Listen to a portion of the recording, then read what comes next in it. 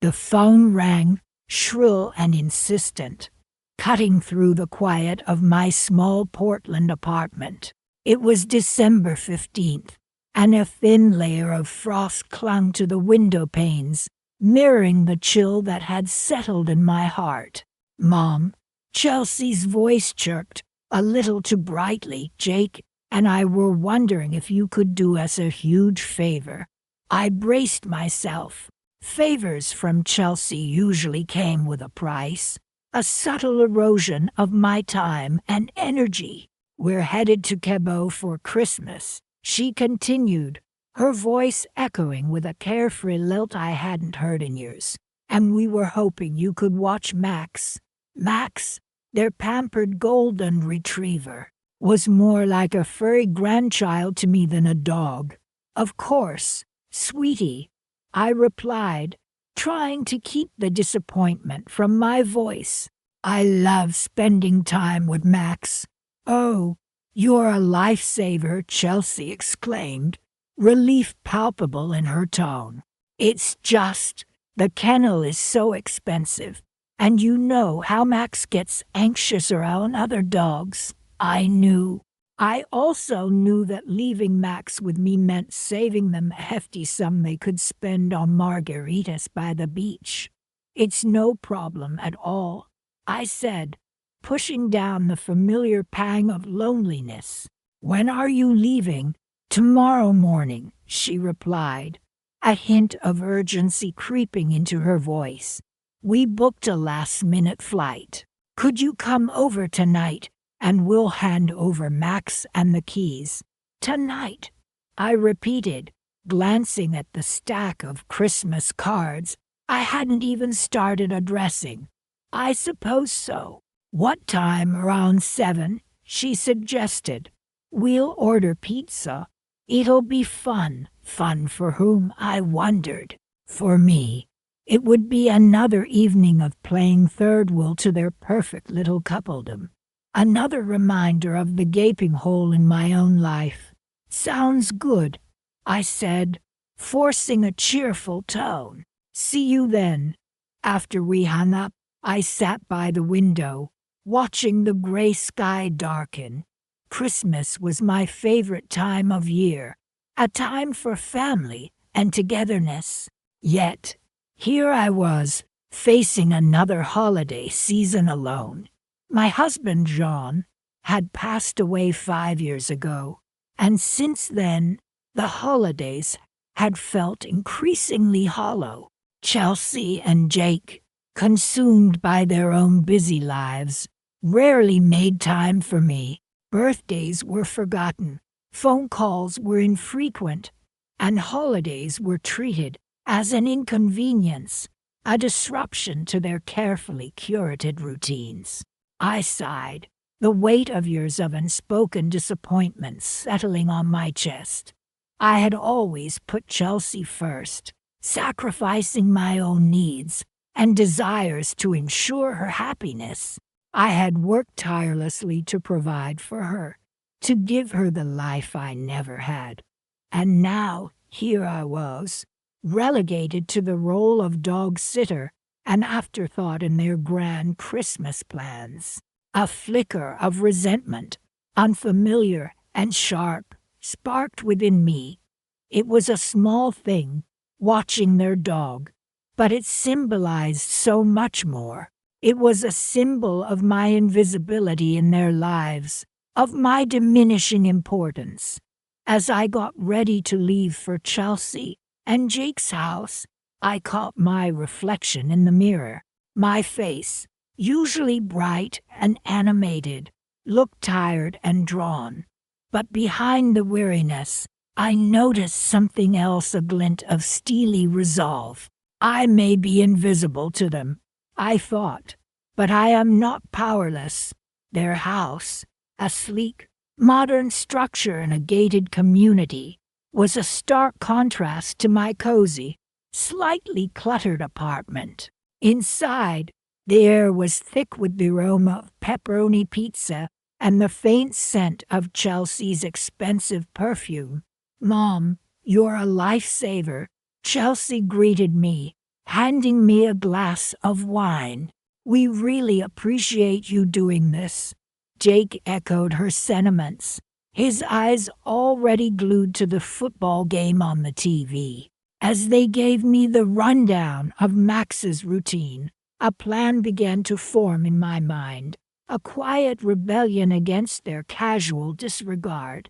It wouldn't be anything dramatic, nothing overtly malicious, just a subtle shift, a gentle disruption of their meticulously maintained order, a way to reclaim a small piece of my own life, to remind myself that I still mattered.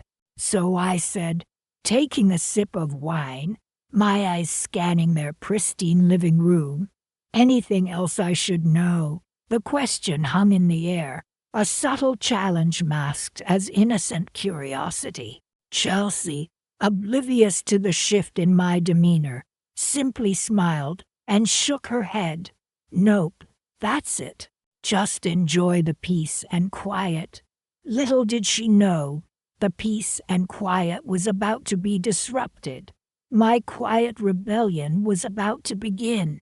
Rain lashed against my apartment window, mirroring the storm brewing inside me. December 15th. Just 10 days until Christmas, and I was facing the holidays alone. Again. Mom, we'll be back before New Year's, Chelsea had chirped, her voice echoing the breezy indifference of Cabos and Lucas. Just think of it as an early Christmas present to ourselves, an early Christmas present for them, more like. A present bought with the money I'd painstakingly saved, contributing to their lavish getaway while I shivered in my small apartment. The silence amplifying my loneliness. I picked up a framed photo of Chelsea as a little girl, her gap-toothed grin radiating pure joy. We used to make gingerbread houses together, the scent of cinnamon and ginger filling the air. Christmas mornings were a flurry of ripped wrapping paper and squeals of delight. Now, Christmas morning would find me alone, warming up a microwave meal while they sipped cocktails on a sun-drenched beach. "You're the best mom ever," she'd exclaim, clutching a handmade ornament. That same sweet voice years later had delivered the casual blow. "Don't worry about us, Mom. Just enjoy the peace and quiet, peace and quiet." That's what my life had become, an endless expanse of quiet, punctuated by the hollow echo of their absence. I traced the outline of Chelsea's face in the photo. Had I done something wrong? Had I smothered her with too much love, making her eager to escape my orbit? I'd always put her first. My own dreams, my own desires, had always taken a back seat to hers. I'd worked double shifts to pay for her dance lessons, forfeited vacations to fund her college tuition, even helped with the down payment on the house she now shared with Jake, a house I was entrusted to care for, and their precious golden retriever, Max, while they gallivanted across the globe. I wandered into the kitchen, the linoleum cold beneath my feet. The refrigerator hummed, a constant, low-pitched reminder of my solitude. I opened it, the bright interior a stark contrast to the dimness of the room. Leftover casserole, a half-empty carton of milk, a lonely apple, the remnants of a life lived on the margins. I closed the door, a wave of nausea rising in my throat. This wasn't the life I'd envisioned for myself. I'd always imagined a bustling house filled with family, the aroma of holiday baking wafting from the oven. Instead, I was alone, adrift in a sea of unmet expectations. Just enjoy the peace and quiet. Chelsea's words echoed in my mind, a bitter mantra. Was this peace? Was this quiet? It felt more like a slow, creeping suffocation, a gradual erosion of self. I'd spent so long catering to their needs, their whims, that I'd lost sight of my own. I'd become a shadow, a supporting character in their glamorous lives. I sank onto a kitchen chair, the hard plastic digging into my back. The rain continued to fall, a relentless drumbeat against the windowpane. A wave of anger, hot and sharp, surged through me. Anger at Chelsea, at Jake, at myself. I'd allowed this to happen. I'd let them take me for granted. I'd become so accustomed to putting myself last that I'd forgotten how to put myself first. But something shifted in that moment. Sitting alone in the dim kitchen, the anger began to coalesce, hardening into a quiet resolve. I wiped away a stray tear, a flicker of defiance igniting in my chest. Peace and quiet, they said. Fine. I'd give them peace and quiet. The kind of peace and quiet they wouldn't soon forget. I stood up, a newfound strength coursing through my veins. It was time to reclaim my life, one small, subtle act at a time. Time to remind them that I was still here, still a force to be reckoned with. They wanted me to enjoy the peace and quiet of their perfectly ordered home. I would, in my own way. I glanced at the calendar, marking off the days until their return. 10 days. 10 days to plan, to prepare, to reclaim what was mine. A slow smile spread across my face. They were in for a surprise. A very quiet surprise. The kind that simmers just beneath the surface, waiting for the perfect moment to erupt. The phone felt cold against my ear, Mom. You wouldn't believe how much this trip cost, Chelsea said, her voice echoing with the faint sound of crashing waves. We really can't afford a dog sitter for Max. A sigh drifted through the receiver. Would you mind terribly watching him over Christmas? It's just a week, and he adores you. I stared out at the snow dusting my windowsill. Christmas. Alone again. Of course, sweetie. I replied, my voice even. Max is always welcome. You're a lifesaver, Chelsea chirped, the relief palpable. I knew we could count on you. The line went dead, leaving me with the dial tone and a growing sense of emptiness. Chelsea and Jake were off to Cabo, basking in the sun while I spent Christmas with their dog again. It wasn't the dog sitting itself, not really. It was the casual expectation, the assumption that my time, my holidays, were always available to be filled with their needs. I looked round my small apartment, the Christmas tree I'd put up hopefully now feeling like a cruel joke. I'd always put Chelsea first, even after her father passed. Every extra penny, every spare moment, went towards giving her the best I could afford. And what did I have to show for it? A lonely Christmas and a hollow feeling in my chest. I walked over to the window and watched the city lights twinkle in the early evening darkness. Years of birthdays celebrated at their convenience. Holidays rescheduled around their plans. Milestones witnessed from the sidelines. A wave of resentment washed over me, bitter and unexpected. I deserve more than this, I whispered to the empty room. The reflection in the glass stared back, a woman I barely recognized. Where was the vibrant, independent woman I used to be buried? It seemed, under a mountain of forgotten sacrifices. My hand drifted to the delicate silver necklace on my chest, a gift from my late husband. He'd always believed in me, in my dreams of opening a small bakery, dreams I'd shelved to support Chelsea's education, her wedding, her everything. A sudden, unfamiliar flicker of defiance ignited within me. It wasn't grand or vengeful, but it was there, a small spark in the gathering darkness. "All right, Chelsea," I murmured, a faint smile touching my lips. "You want me to watch Max? I'll watch Max." The next few days passed in a blur of packing and preparations. I made a list of things I needed for Max, carefully noting his special food, his favorite toys, his meticulous grooming routine outlined by Chelsea in a 3-page email. "He's very sensitive," she'd warned. "Make sure everything is just so."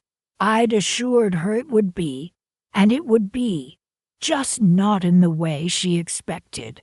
The day before I was due to pick up Max, I went to the grocery store.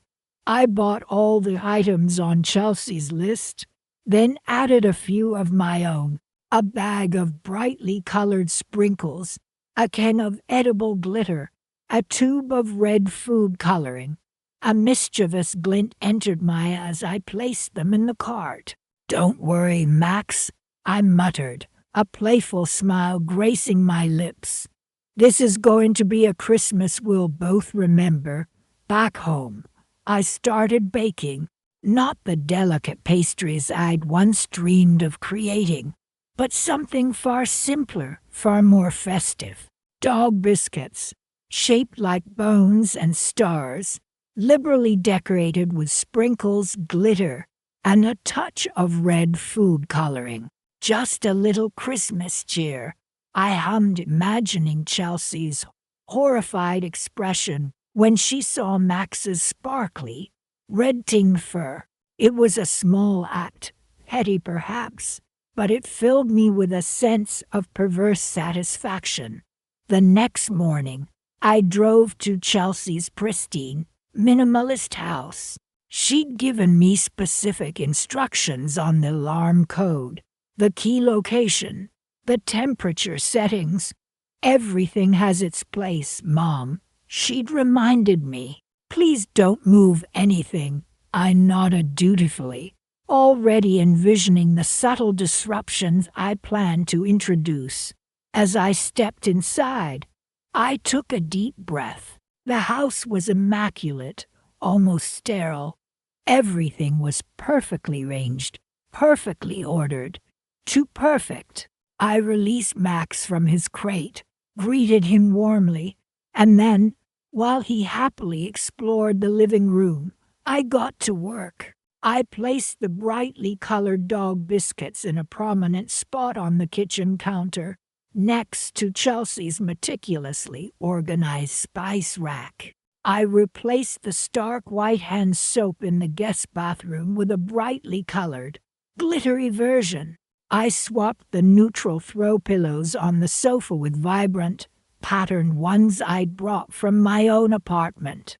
Small changes, almost imperceptible, but enough to disrupt the carefully curated aesthetic. As I finished, a wave of exhaustion washed over me. It wasn't physical exhaustion, but something deeper, a weariness born of years of suppressed desires, of a life lived in the shadows of someone else's expectations. But alongside the weariness, there was something else, a flicker of something new, something powerful. It was the first taste of freedom, the first hint of a life reclaimed. The holidays were still lonely, but this time, the loneliness felt different. It wasn't empty. It was full of potential, full of the promise of change.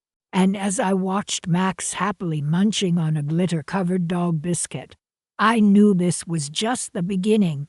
There was a whole world out there, waiting to be explored, waiting to be lived. And this Christmas, I was finally ready to step into it. Rain lashed against the windows of Chelsea and Jake's pristine, modern house. Inside, the sleek, minimalist decor felt as cold and impersonal as the December downpour outside. Make sure Max only eats organic, Mom, Chelsea chirped, holding up a bag of expensive dog food. And he can't have tap water, only filtered. I nodded, trying to ignore the sting of her tone. I was here to dog sit their pampered poodle while they jetted off to Cabo for Christmas, a holiday I had always cherished spending with family. Don't forget to text me pictures of him every morning, Chelsea added, not even making eye contact. And please don't mess anything up. Jake is very particular. Of course, dear, I replied, a tight smile plastered on my face. A wave of exhaustion washed over me. This house, this lifestyle, it was all so foreign to the simple Christmases I remembered, the ones filled with laughter and homemade cookies, not filtered water, and designer dog food. Chelsea fluttered round the kitchen, a whirlwind of last-minute packing. Oh, and Mom, she said, pausing at the door, Jake's mother sent these exquisite gingerbread cookies. They're from that fancy bakery downtown. Don't touch them. They're for when we get back. I simply nodded again, the image of those perfectly iced cookies mocking the ache in my chest. It was a small thing, really, but it felt like another reminder of how far removed I was from their world. Right, got it, I said, my voice flat. I wondered if she even noticed. Probably not. She was already halfway out the door, phone glued to her ear, chattering excitedly about spa treatments and beachside cocktails. After they left, the silence of the house pressed down on me. Max, oblivious to the emotional undercurrents, trotted over and nudged my hand with his wet nose. I knelt down and stroked his soft fur, finding a small comfort in his unconditional affection. Well, Max, I murmured, looks like it's just you and me. The house was immaculate, almost sterile. Every surface gleamed, every object perfectly placed. I wandered through the rooms, touching nothing, feeling like an intruder in my own daughter's life. It wasn't just the house, it was everything. Their lives were so meticulously curated, so focused on appearances and material possessions, that there seemed to be no room for anything genuine, anything real. I thought back to all the Christmases I had spent making everything special for Chelsea, the hours spent baking, decorating, wrapping presents. I'd always tried to create a warm, loving atmosphere, even when money was tight.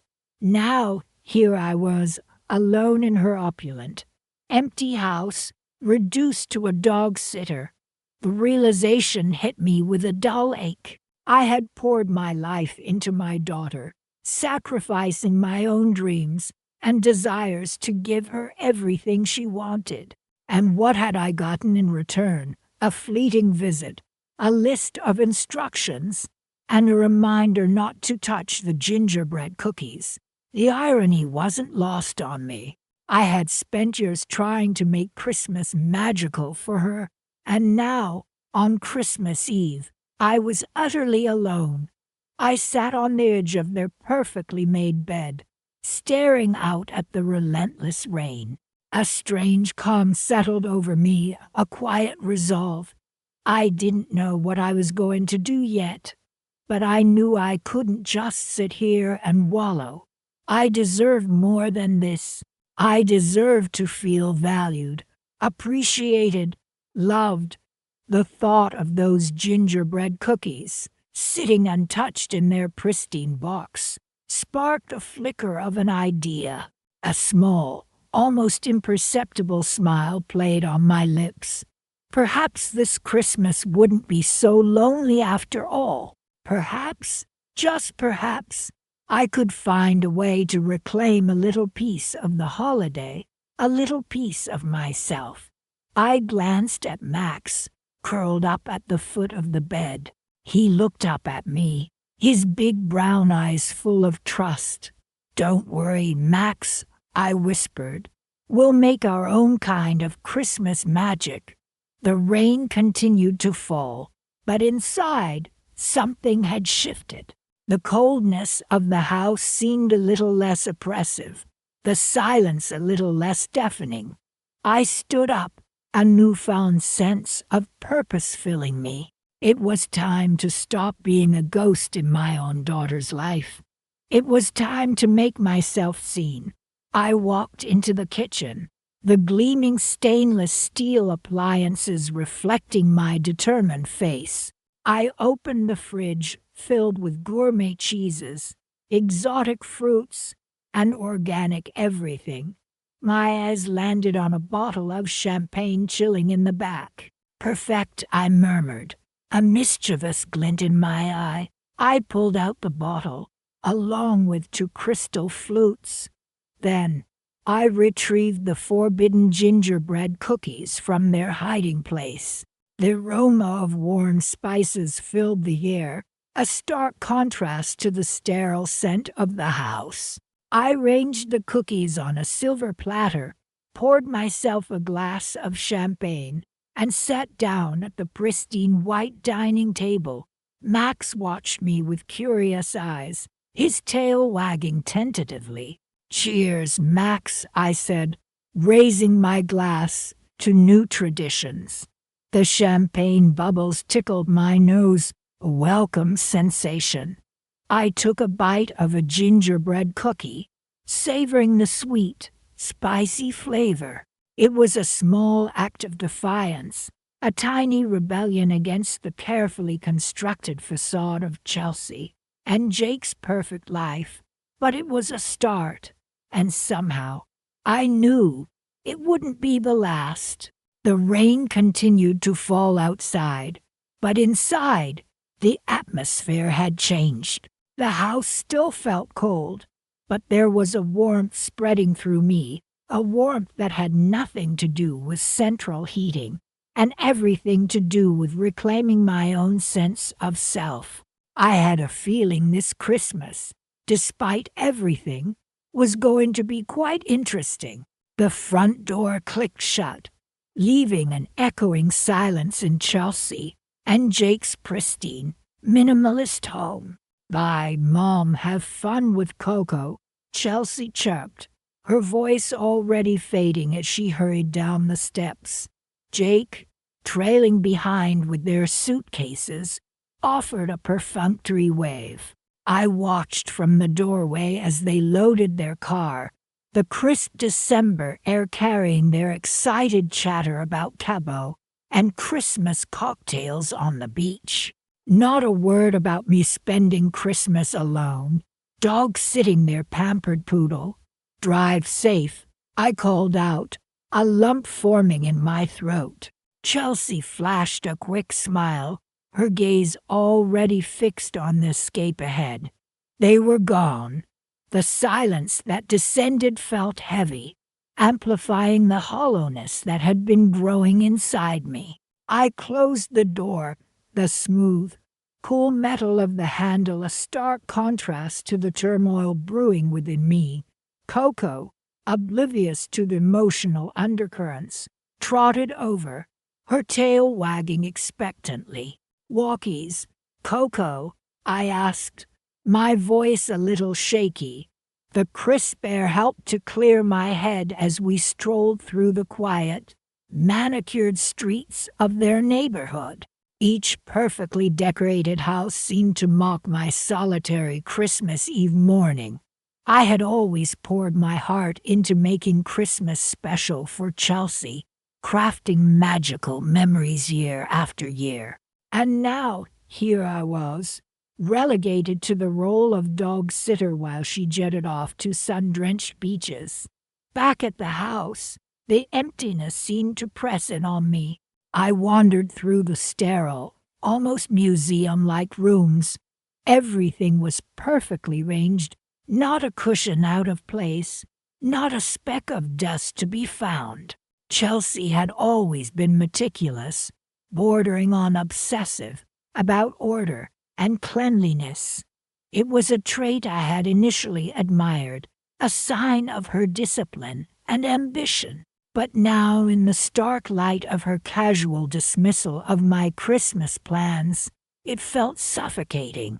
It felt like a rejection, a silent statement of my insignificance in her perfectly curated life. I started small. I moved a decorative bowl from the coffee table to the sideboard. It was a subtle shift, almost imperceptible, but it felt like a small act of rebellion. I rearranged the throw pillows on the couch, fluffing them up and scattering them artfully, disrupting the precise geometry Chelsea maintained. Then, emboldened, I ventured into the kitchen. Her spice rack, organized alphabetically with laser precision, became my next target. I swapped the cumin and coriander, the paprika and parsley, a mischievous grin spreading across my face. In the pantry, rows of identical glass jars, each meticulously labeled with its contents and expiration date, lined the shelves. Chelsea's organizational zeal had always bordered on the comical. I chuckled softly as I switched the labels on the jars of quinoa and couscous, imagining her bewildered expression when she discovered the mix-up. I rearranged the cans of soup, placing the tomato behind the chicken noodle, the cream of mushroom next to the clam chowder. It was childish, I knew, but with each small act of disruption, a strange sense of satisfaction bloomed within me. Upstairs, in Chelsea's pristine walk-in closet, the rows of color-coordinated clothes and perfectly aligned shoes beckoned. I hesitated for a moment, a flicker of guilt pricking my conscience. But then, the memory of Chelsea's careless goodbye resurfaced, hardening my resolve. I swapped the hangers of her blouses, mixing the silks with the cottons, the pastels with the brights. I rearranged her shoes, placing the boots next to the sandals, the heels amongst the flats. The carefully ordered rows now a chaotic jumble. As I surveyed my handiwork, a wave of giddiness washed over me. It was more than just a prank. It was a reclaiming of my space, a subtle assertion of my presence in a world that seemed determined to erase me. It was a whisper of defiance in the face of indifference. I pictured Chelsea's bewildered face, her initial confusion giving way to annoyance, then perhaps, just perhaps, a flicker of understanding. Coco, sensing my shift in mood, nudged my hand with her wet nose, her tail wagging. I knelt down and hugged her close, burying my face in her soft fur. "We'll have our own Christmas, Coco," I whispered, a newfound sense of resolve solidifying within me. "Just you and me." I looked around the subtly altered room, a small smile playing on my lips. This was just the beginning. I had a whole week to myself in Chelsea's perfectly ordered world, and I intended to make the most of it. I had a feeling this was going to be a Christmas to remember. The aroma of freshly brewed coffee filled the air. I poured myself a cup, savoring the warmth as I looked out the window at the falling snow. The quiet stillness of Christmas Eve settled over the house. But this year, the silence felt different. It wasn't the silence of loneliness, but the silence of anticipation, the quiet before the storm. Sunlight streamed through the gauzy curtains of the guest room, illuminating dust motes dancing in the otherwise sterile air. I sat on the edge of the perfectly made bed, the crisp, unfamiliar sheets cool against my skin. Such a beautiful home, I'd said to Chelsea when I arrived yesterday, trying to sound enthusiastic. A bit minimalist, though, isn't it? She just smiled vaguely and said, "It's Jake's aesthetic." Now, looking around the pristine guest room, devoid of personal touches, I realized it wasn't just minimalist. It was impersonal, like a luxury hotel room, waiting for its next occupant. A framed print hung above the dresser, a splash of abstract color against the stark white walls. It was technically impressive, but it felt cold, lifeless. "Do you even like this?" I'd asked Chelsea, gesturing towards it. "Oh, it's an investment," she'd replied, already moving on to something else. "Jake says it's going to appreciate significantly." Investment. Everything in this house seemed to be an investment, a calculated move towards some future financial gain. Even their relationship, I sometimes suspected, felt like a strategic alliance rather than a love match. I sighed, running a hand over the smooth, polished surface of the bedside table. Not a single book, not a photograph, not even a stray pen. Everything was tucked away, hidden, as if life itself were an intrusion on this carefully curated space. "Don't touch anything," Jake had warned me, his voice tight with anxiety. "Chelsea likes things a certain way." I'd simply nodded, biting back the retort that sprang to my mind. "So do I." I stood up, padding across the plush carpet to the window. Below, their perfectly manicured lawn stretched out like a green velvet rug. Even the landscaping seemed engineered, not a blade of grass out of place. It was Christmas Day, and yet the silence in the house was almost unnerving. No carols playing softly in the background, no scent of cinnamon and pine in the air, just the hum of the central heating and the faint, distant whir of the pool filter. "We're trying to minimize our environmental footprint this year," Chelsea had explained when I'd asked about a tree. No real tree, no wasteful wrapping paper. It sounded more like an excuse to avoid the mess and sentimentality of our traditional Christmas. I thought back to all the Christmases I'd spent creating magical experiences for Chelsea, even when money was tight. The hand-sewn stockings, the carefully chosen gifts, the hours spent baking cookies and decorating the house. And now, here I was alone in their sterile mansion, dogs sitting their pampered poodle while they sipped margaritas on a beach in Cabo. "We thought you might enjoy some peace and quiet," Chelsea had said, her voice dripping with false concern. "You always say how exhausting the holidays are." It was true. I did find the holidays exhausting, but that was because I poured my heart and soul into making them special for my family. A sudden thought, sharp and exhilarating, pierced through the fog of my resentment. Peace and quiet. That's exactly what I'd have. And in that peace and quiet, I would find a way to reclaim something that had been lost. Something I'd sacrificed over the years in my tireless efforts to please my daughter. My sense of self. I opened the closet door, revealing rows of neatly folded sweaters and perfectly pressed shirts. Jake's side was meticulously organized, each garment spaced with military precision. Chelsea's side was slightly less rigid, but still impeccably ranged. I ran my hand along the soft cashmere of one of her sweaters, a delicate shade of pale pink. It looked sound-touched, as if it belonged in a museum display rather than a woman's wardrobe. My gaze fell on a small, antique wooden box tucked away on the top shelf. It was mine, a gift from my grandmother.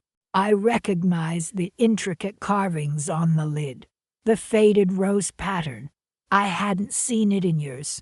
I packed some of your things for you, Chelsea had said vaguely when I'd arrived. Just the essentials. Apparently, my grandmother's treasured box didn't qualify as essential. I reached up and carefully lifted the box down. Inside, nestled amongst layers of tissue paper, lay a collection of vintage costume jewelry, brooches, necklaces, earrings, each piece a tiny, glittering testament to a bygone era. They weren't particularly valuable, monetarily speaking, but they held a wealth of sentimental value, a connection to my past, to the women who had come before me. I picked up a delicate silver brooch in the shape of a dragonfly. Its wings were encrusted with tiny, iridescent stones that shimmered in the sunlight. My grandmother had worn this brooch to my parents' wedding. I remembered her pinning it to my dress, her fingers trembling slightly with age. Something old, something new, she'd whispered, her eyes twinkling. Something borrowed, something blue. A slow smile spread across my face. Something old, something new. The phrase echoed in my mind, taking on a new meaning. I looked around the pristine guest room, at the impersonal artwork, the perfectly folded clothes, the sterile, airless atmosphere. And in that moment, I knew exactly what I was going to do. I would bring a little bit of the old into this excessively new world. I would introduce a touch of chaos, a hint of imperfection, into this meticulously ordered space. It wouldn't be grand or dramatic. It would be subtle, almost invisible. But it would be mine, a quiet act of rebellion, a way of reclaiming my space in this house and in my daughter's life. I carefully placed the dragonfly brooch on the pristine white duvet, right in the center of the bed. Then I added a few more pieces, a pearl necklace draped over the lampshade, a pair of emerald earrings dangling from the curtain teabacks. Small, subtle touches, just enough to disrupt the perfect order, to introduce a hint of whimsy, a touch of the unexpected. I stood back and admired my handiwork. The room felt different now, less sterile, more alive. It still wasn't my style, not by a long shot, but it was a start, a small, quiet victory in a battle I hadn't even realized I was fighting. I closed the antique box, a sense of calm settling over me. The holidays, and this house, were about to get a little more interesting. Christmas morning. Sunlight streamed through the blinds of Chelsea and Jake's meticulously decorated guest room, illuminating dust motes dancing in the air. It was the kind of perfect, sterile environment they cultivated, not a cushion out of place, not a speck of dirt to be found. It's important to maintain a certain aesthetic, Chelsea had declared just a few weeks ago when I'd suggested a more vibrant, less beige color scheme for their living room. It's calming, Jake had added with a tight smile. Calming for them, perhaps stifling for me. They'd left yesterday for Cabo, leaving me with their precious poodle, Coco, and strict instructions for her care, the house, and, of course, maintaining that aesthetic. They even left a typed schedule, as if I, their mother, couldn't handle dog sitting without a detailed itinerary. I sat up, Coco snoring softly at the foot of the bed. The silence of the house pressed in on me, amplifying the emptiness I felt. This was supposed to be our Christmas together, a family tradition. Instead, they were sipping margaritas on a beach while I dusted their perfectly ranged glass figurines. "Just a quick trip," Chelsea had said, her voice dripping with a false sweetness that grated on my nerves. "We'll be back before New Year's." A pang of something cold and hard settled in my chest.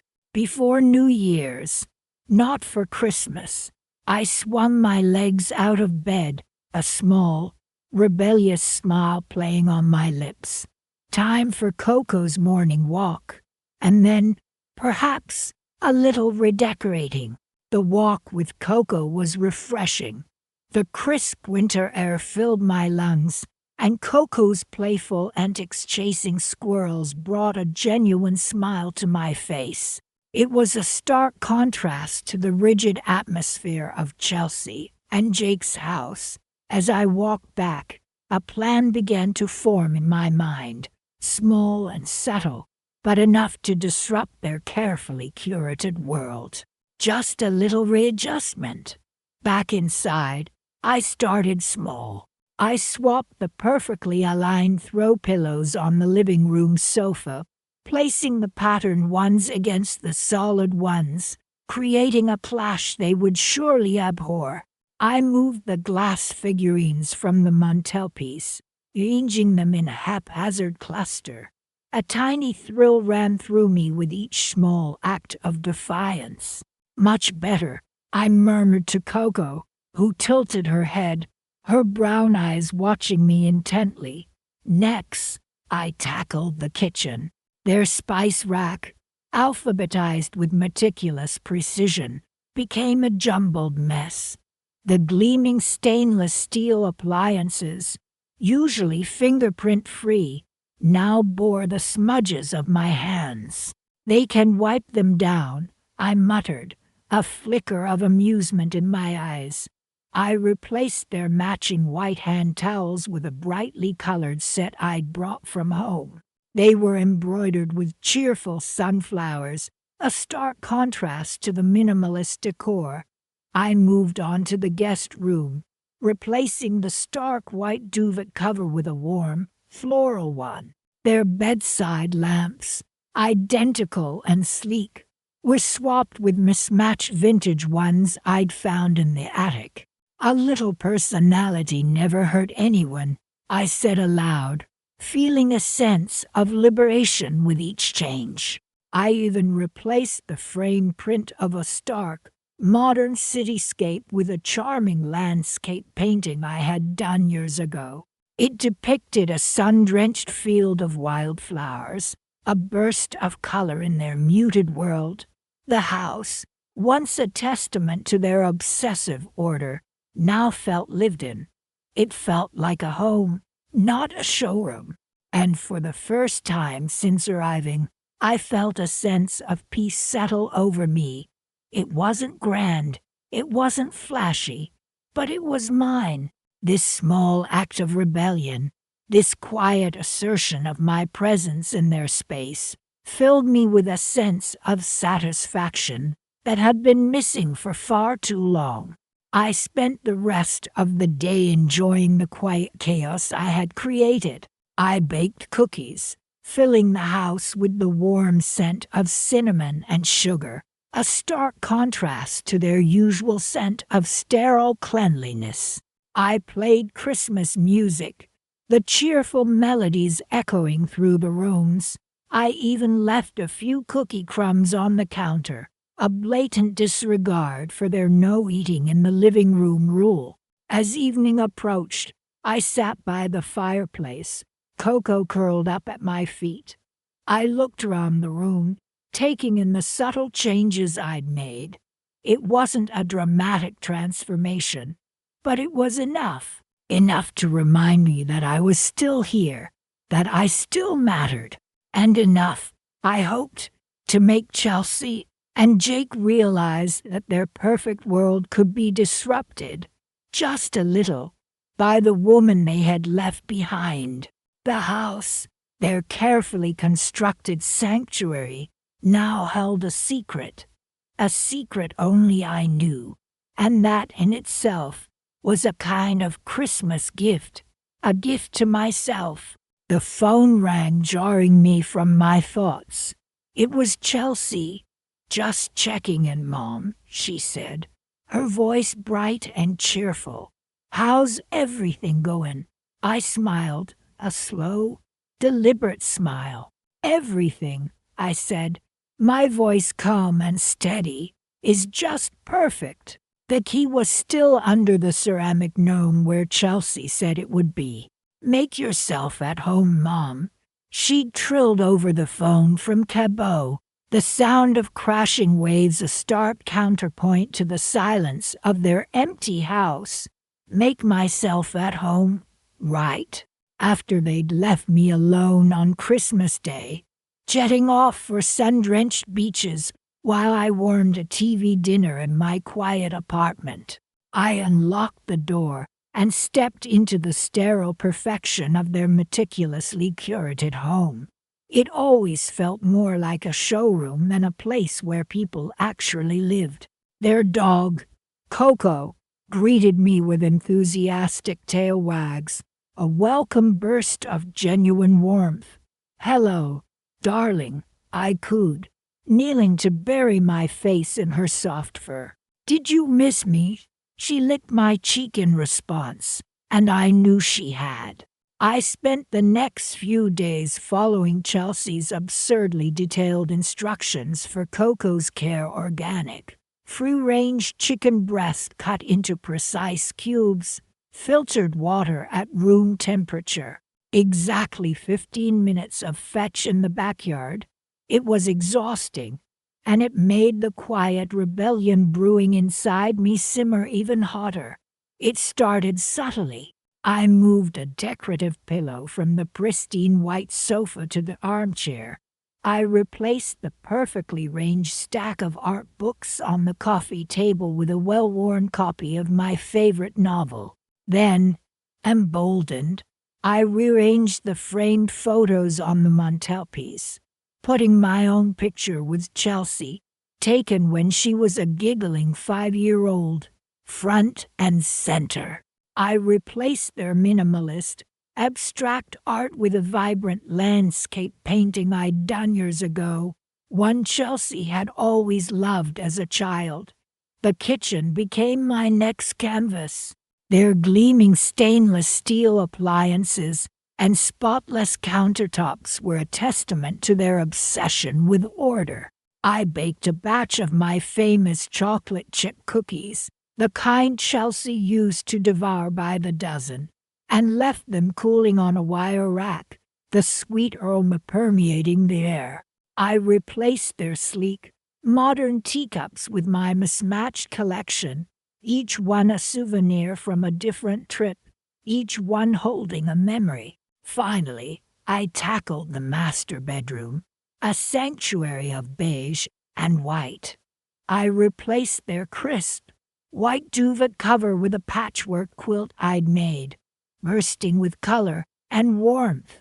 On the nightstand, beside the charging station for their identical phones, I placed a small, framed photo of me and my late husband, Chelsea's father. It was taken on our last family vacation, a camping trip Chelsea had initially grumbled about but ultimately cherished.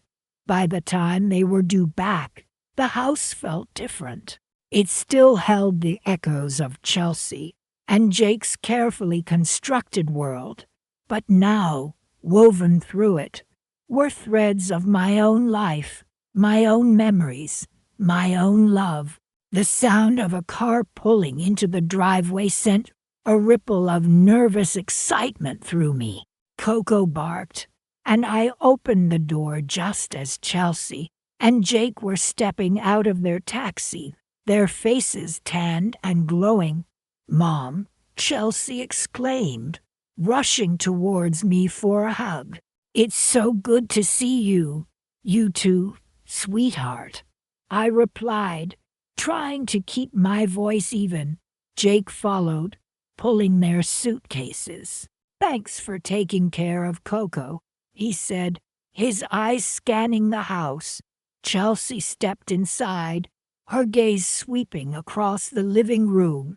"Did you rearrange things?" she asked, her voice a mix of confusion and was that a hint of fondness.